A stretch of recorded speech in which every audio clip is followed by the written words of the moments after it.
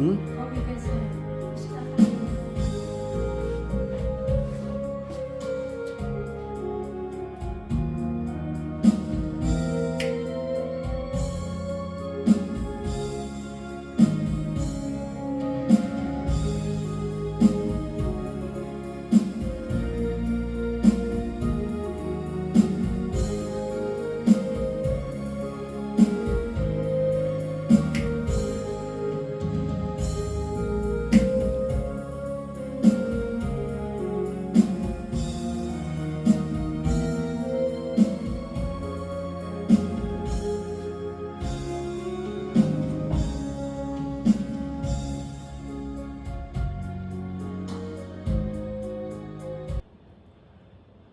오늘은 대림절 4주차, 그러니까 내일이면 드디어 우리가 기다리던 아기 예수님께서 이 땅에 오신 크리스마스입니다.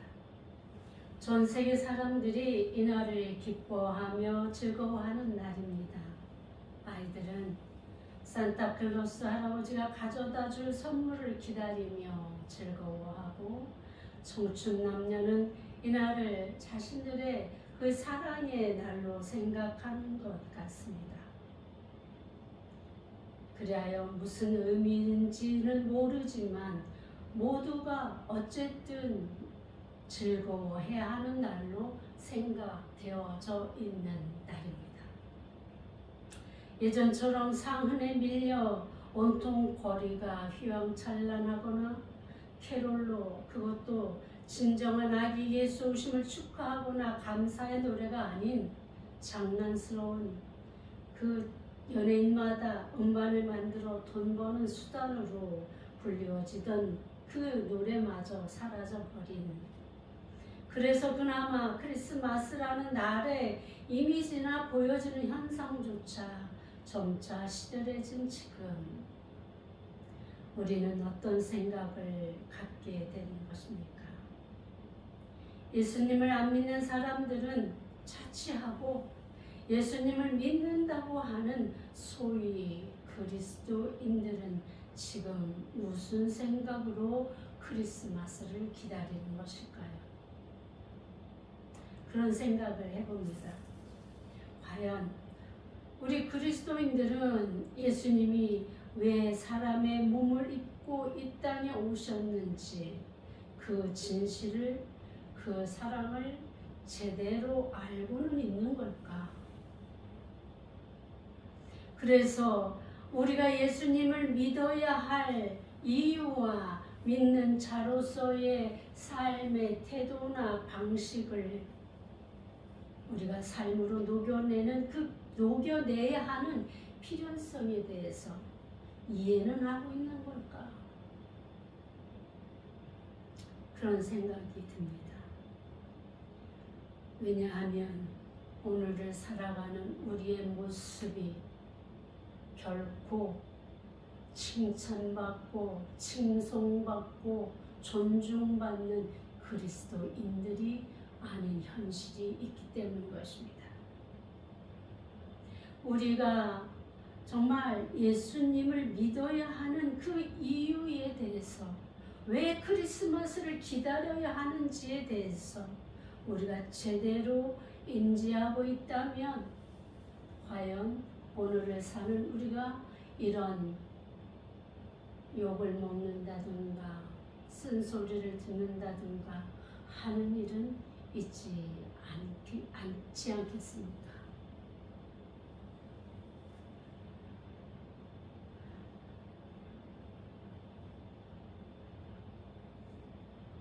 과연 우리 그리스도인들은 예수님이 왜 사람의 몸을 입고 이 땅에 오셨는지 잘 인식하고 있어야 하는 그 이유에 대해서 오늘 여러분과 함께 말씀을 나누고자 하는 것입니다. 저 나름의 60년 넘게 살아온 결론을 보게 되면 누구든지 생각이 없으면 행동이 나오지 않는다는 것입니다. 이 말은 다시 이야기하면 우리가 크리스찬으로서 어떻게 살아야 하는지에 대한 올바른 그 방식이 정립되어 있는 이 사고방식이 없으면 절대로 우리 행동이 그런 행동이 나오지 않는다는 것입니다. 이 말을 다시 바꿔놓자면 오늘 우리가 이렇게 기독교 소리를 듣고 그야말로 예수님의 자리를 산타크루스에게 내어주는 이 수치스러운 일들을 우리가 겪지 않아도 되었지 않을까 하는 그런 생각이 있는 것입니다. 예수님의 오심의 참 의미를 안다면 소위 그리스도인조차 크리스마스가 단지 자신의 자녀들에게 선물 주고 자기가 좋아하는 사람들과 즐거운 시간을 준비하고 이렇게 사는 것으로 크리스마스가 끝이 나는 그런 삶을 살지는 않을 것입니다.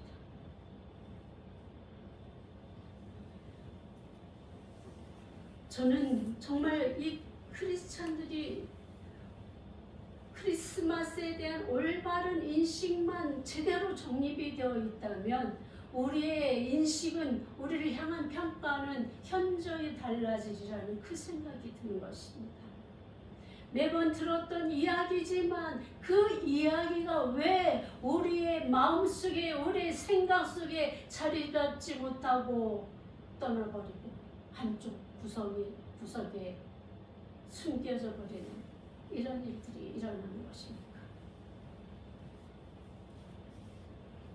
그러기에 오늘 우리는 이 의미를, 그리고 대림절을 지나는 우리의 마음과 우리의 생각이 결코 4주에 걸쳐서 끝나는 것이 아니라 우리가 주님이 오시는 그날까지 지속되고 반복되어져서 우리의 삶 전체를 지배하는 그러한 주의 핵심적인 말씀으로 자리 잡아야 되지 않겠습니까? 본문은 하나님께서 계획하신 구속사, 즉 우리를 죄에서 건지시기 위해 이 땅에 오신 구세주에 대하여 마치 눈으로 보듯이 생생하게 이사야 선지자를 통해서 나타내고 있는 말씀입니다. 사람들이 예수님의 위대한 구속 사역의 성취의 과정일 뿐임을 알지 못하여 오늘 고난받는 종, 바로 메시아의 출현이 어떤 모습으로 올 것인지, 왜 그 모습으로 오셨는지, 우리는 그 오신 그 주님을 어떻게 대하여야 할지를 차근차근하게 알려주고, 그리고 우리에게 이미 예수님의 이 일을 성취하기 이전에 700년 전에 이사야를 통해서 예언하신 것입니다. 예수님은 오늘 우리가 본문에서 살펴보았듯이 모든 사람들이 흠모할 만한 그러한 외모를 타고 태어나시지 않았습니다. 세상의 모든 사람들이 바라는 대로 왕궁의 왕자로 태어나지도 않았고 그야말로 무적 장군이 되어서 나타나지도 않았고 낮고 천하고 가난하고 병들은 그 아주 밑바닥에 그런 자리에 그들과 함께 하시기 위해서 그 모양으로, 그 삶으로 오셨다는 것을 예언하고 있는 것입니다. 이것이 무슨 의미가 있습니까? 세상에 잘나고 성공하고 위대한 사람들, 그들은 흠모받고 존중받고 그래서 특권층을 이루는 그러한 모습의 삶을 살아갑니다. 그들이 어찌 죄인된 우리의 마음을, 우리의 형편을, 가난하고 찌들고 병들고 낙심한 그 심령들의 마음을 이해할 수 있겠습니까? 그 형편을 어찌 100% 공감할 수 있겠습니까? 예수님은 병든 자, 잃어버린 양, 그리고 가난하고 연약한 자들을 내가 찾으러 왔다고 분명히 말씀하셨습니다. 그래서 오늘 오실 주님은 바로 베들레헴 마구간 말구유로 오신 것입니다. 그 여관의 한 방 한 칸조차 차지하지 못하시고 사람이 누울 수 없는 동물이 누운 그 자리에 우리 주님은 그렇게 오셨습니다. 우리가 알다시피 우리 주님은 어떤 분이십니까? 바로 하나님이십니다. 하나님이시고 하나님의 아들이시고 창조주고 이제 그분이 어찌 이 낮고 낮은 땅 위로 내려오실 수 있습니까? 이것을 우리가 이해하지 못하면 우리는 예수님을 믿는 것이 아닙니다. 우리 주님이 왜 이 땅에 오셨고 그리고 어떻게 살다가 어떻게 돌아가셨고 다시 살아나셔서 하늘에 오르시고 이제 다시 마지막 날에 심판주로 오실 것을 일목요연하게 우리가 정립이 되어 있지 않은 사람은 예수 믿는 것이 아닙니다. 예수를 빌어서 자기의 소망을 이루고자 하는 그런 세상 욕심일 뿐인 것입니다. 그러기에 오늘 우리는 다시 한번 이 1년의 구속사를 하나하나 되새기면서 우리가 그것을 다시 마음에 새기고 받아들이고 감사하고 그리고 다시 주님의 모습을 따라가는 우리의 삶이 되어야 하는 이유가 바로 여기에 있는 것입니다. 저는 그런 생각을 해봅니다. 크리스찬이라고 하는 사람들 중에 몇 프로나 이 구속사의 개념을 제대로 이해하고 있을까? 정말 이 하나님의 사랑이 아니면 이루어질 수 없는 이 엄청난 사건을 얼마나 많은 사람들이 이해하고 감사하고 감격하고 그리고 하나님 앞에 보답하는 삶을 살기를 힘쓸까? 이런 생각을 해보는 것입니다. 왜냐하면 우리가 보기에도 우리조차도 때때로 그것을 잊어버리고 세상 욕심에 우리의 마음을 놓을 때가 많이 있음을 고백하기 때문입니다. 다시 이야기하면 우리 주님은 왜 이렇게 형편없는 오죽하면 연한 순 같고 마른 땅에서 나온 뿌리 같아서 마른 땅을 헤집고 나오는 그 이파리가 그 뿌리가 얼마나 연약하겠습니까? 얼마나 그 타는 이파리 하나씩 나온 거 보면 얼마나 형편이 없습니까? 고운 모양도 없고 풍채도 없은즉 우리가 보기에 흠모할 만한 아름다운 것이 없도다. 우리 사람들은 우리 눈으로 보기에 이 눈으로 보는 것에 집중합니다.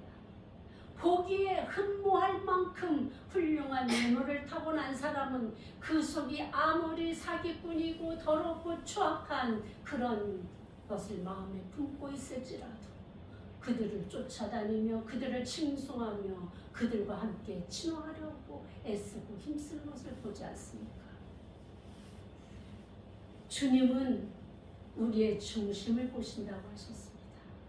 세상이 보는 것은 우리 눈으로 보여지는 것을 보지만 우리 주님은 눈으로 보여지는 것이 아니라 마음의 중심을 보시고 그 중심이 어디에 있는지를 보시고 그 사람을 평가하신다고 하셨습니다.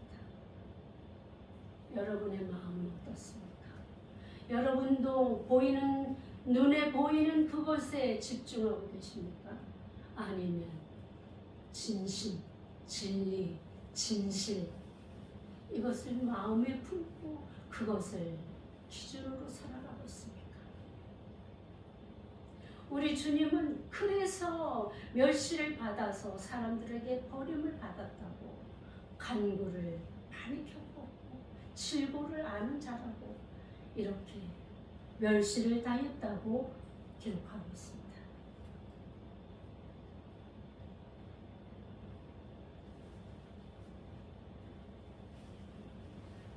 진실은 사람들이 평가하는 그 기준으로 그들이 거부했던 메시아는 진실로 하나님께서 보내신 하나님의 아들이요 이스라엘이 그렇게 오랫동안 기다렸던 참 메시아이심을 밝히고 있습니다. 그가 당한 순환이 결국 우리가 당해야 하는 순환이었고, 맞습니까? 아멘. 그가 당한 멸시와 천대도 바로 우리가 받아야 할 것들이었습니다. 왜냐하면 예수님은 아무 죄도 없으시고 흠도 없으신 분이시기에 죽음도 수치도 순환도 받아야 할 아무 이유가 없는 것이에요. 그런 분이시기 때문에 오히려 우리는 다 양 같아서 각기 제 길로 간 죄인들이기 때문에 우리는 벌을 받아야 마땅한 인생이고 주님은 칭송받고 영광 받으시기에 합당하신 분이신 것입니다. 4절에서부터 6절 말씀을 보니까 그는 실로 우리의 질고를 지고 우리의 슬픔을 당하였거늘 우리는 생각하기를 그는 징벌을 받아 하나님께 맞으며 고난을 당한다 하였노라. 그가 찔림은 우리의 허물 때문이요 그가 상함은 우리의 죄악 때문이라. 그가 징계를 받음으로 우리는 평화를 누리고 그가 채찍에 맞음으로 우리는 나음을 받았도다.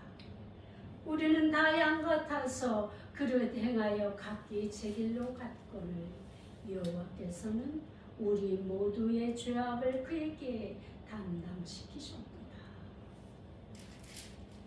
저는 이 말씀을 읽을 때마다 얼마나 죄송스럽고 민망한지 그리고 얼마나 감사한지 표현할 수가 없습니다. 예수님께서 이 땅에 오신 이유가 바로 우리의 죄를 대신해서 고난을 받으시고 징벌을 받기 위해 오셨기 때문입니다. 징벌이라 함은 죄에 대한 대가로 받는 고난이 아니겠습니까? 예수님은 징벌을 받을 만한 아무 일도 하지 않으셨습니다. 거룩하신 하나님의 아들이 무슨 죄가 있겠습니까? 단지 성부 하나님의 뜻에 순종하기 위해서 죽기 위해서 이 땅에 오신 것입니다. 신이 만드신 사람들이 다 징벌을 당해야 하는 상황 속에서 대신 벌을 받으심으로 우리를 구속하기 위해 사람으로 이 땅에 오신 것입니다. 인간의 슬픔과 고난을 몸소 체휼하시기 위해 높고 높은 하늘을 버리시고 낮고 천한 인간의 몸을 입고 이 땅에 오셨습니다. 진정으로 예수님이 하나님이심을 믿기 전에는 절대로 공감할 수 없는 이 말씀은 우리가 감히 감당할 수 없는 하나님의 사랑이심을 깨닫게 되기를 바랍니다. 정말 우리가 너무나 쉽게 생각하는 사랑의 그 진심은 바로 우리 하나님께서 우리를 위해 실천하신 그 행함을 보게 되는 겁니다. 사랑은 나를 사랑하는 사람, 나를 좋아하는 사람을 사랑하고 좋아해 주는 것이 아니라 나를 미워하고 그리고 나를 배신하고 그러한 사람들마저 용서해 주기 위해 내가 보여주고 실천하는 그 행동에 있음을 우리 하나님께서 먼저 보여주신 것입니다. 우리가 죄인 되었을 때 바로 그때 주님은 우리를 위해 스스로 희생하여 용서해 주시기 위해서 이 땅에 오신 것입니다. 우리가 의인이라 우리를 사랑하신 것이 아니라 우리가 죄인이었기 때문에 그때임에도 불구하고 우리를 의인으로 만드시기 위해서 하나님께서 하나님의 사랑을 우리에게 보여주신 것입니다. 세상의 모든 권세를 휘두르는 자리로 오신 것이 아니라 친히 낮고 천한, 약하고 병든 우리의 질고를 함께 경험하고 격려하고 위로하시기 위해서 주님이 아니면 병고침의 혜택도 받을 수 없는 가난한 병자들에게 주님은 찾아오셨습니다. 그는 실로 우리의 질고를 지고 우리의 슬픔을 당하였거늘 예수님은 우리를 고치기 위해서 오셨습니다. 그리고 친히 우리의 죄를 지시고 십자가에 모진 고난을 겪으셨습니다.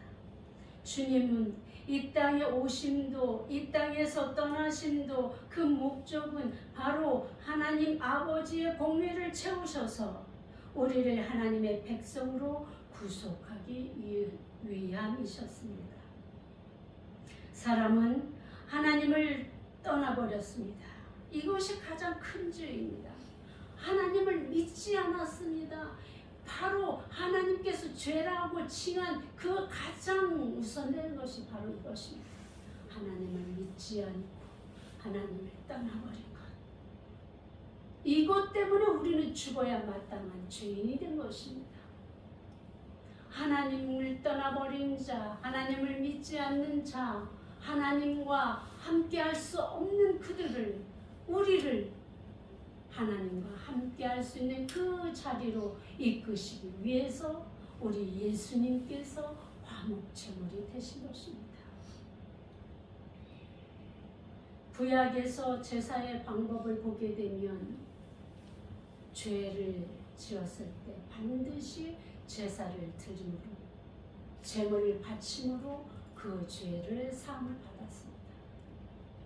바로 이것이 그 제물로 올려진 그 제물이 바로 예수님이 친히 되신 것입니다.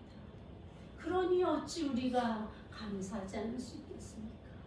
아니, 그 제물이 되실 것임을 아시고 이 땅으로 몸소 내려오신 그 주님 앞에 우리가 어찌 무슨 변명을, 무슨 핑계를 될 수 있단 말입니까?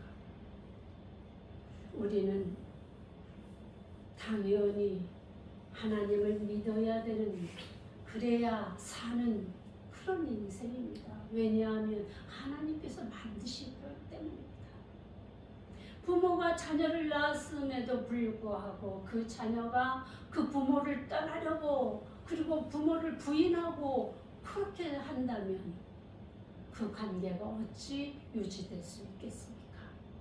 그래서 부모들은 그런 자녀들을 계속해서 반복적으로 기다려주기도 하고 깨닫게 가르치기도 하고 때로는 매를 들기도 하고 그들과 다시 융합하기 위해서, 하나 되기 위해서 일을 하는 것 아니겠습니까?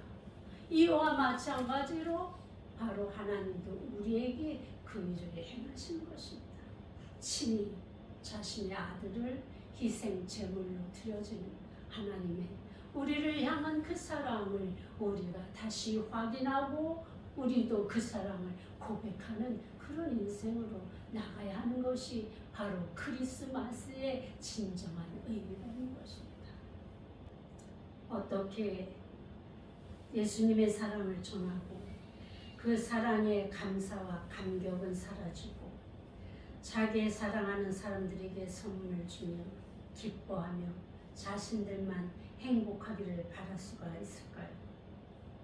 주님은 낮고 천하고 병든 자들과 낙심하여 위로가 필요한 자들에게 오셨고 그들이 주 사역의 대상들이셨습니다. 그런데 우리는 예수님의 이 연약한 자들을 향한 사랑과 돌봄과 나눔은 다 잊은 채로 우리끼리 행복하기만을 바라면서 어찌 그리스도인이라고 말할 수 있는 것입니까? 분명한 것은 주님은 우리를 살리기 위해 그렇게 이 땅에 오셨습니다. 그래서 우리는 이 크리스마스에는 이 메시아의 탄생의 의미를 분명히 알고 지내야 되는 것입니다. 그렇습니다, 여러분. 크리스마스는 우리에게 즐거운 날이고 기쁜 날입니다.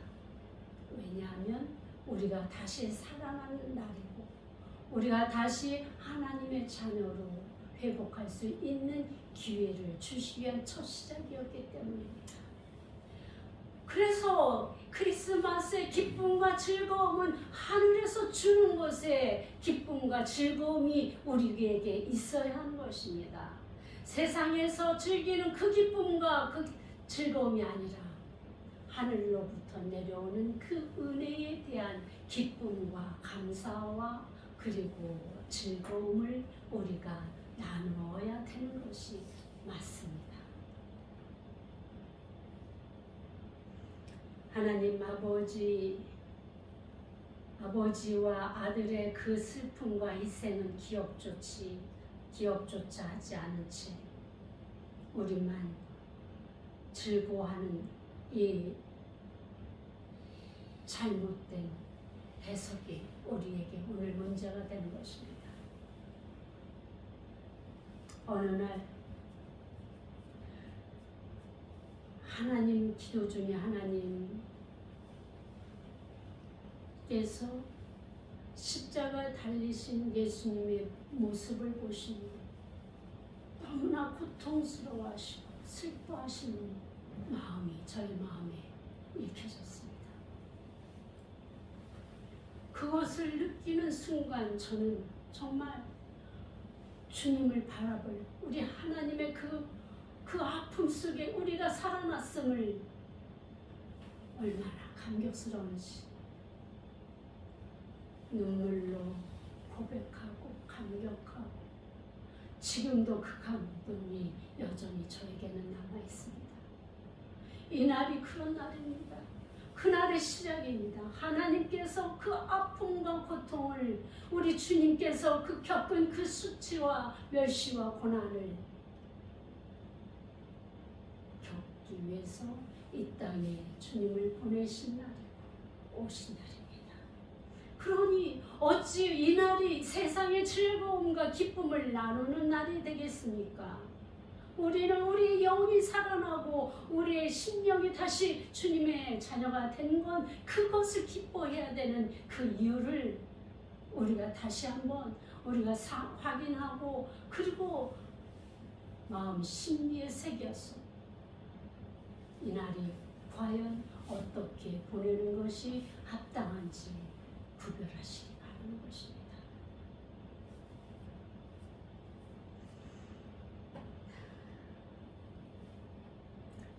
부모가 되어서 세월이 가면서 하나님 아버지의 마음이 켜졌습니다. 우리가 정말로 부모된 자들이 자녀들을 향한 그 아픈 마음, 그 마음을 아는 자들은 아버지의 마음을 알게 될 것입니다. 그렇게 하면서까지도 우리를 살리신 우리 하나님 사랑을 우리가 정말로 오해하거나 그리고 이것을 부끄럽게 하지 않았으면 좋겠습니다. 그래서 주님이 오신 날 세상의 즐거움이 아닌 우리가 살아난 그 즐거움과 기쁨을 감사와 행복을 주님께 올려드리며 그 주님의 실천하신 대로 연약한 자들에게 슬퍼하는 자들에게 우리가 받은 그 사랑을 그 헌신을 그 희생을 행하는 진정한 크리스마스의 의미를 되새기고 행하는 그리스도인들이 되어야 하지 않겠느냐고 말씀드리고 싶은 것입니다. 사랑하는 성도 여러분, 크리스마스는 이런 하나님의 사람을 향한 아픈 사랑의 날의 시작입니다.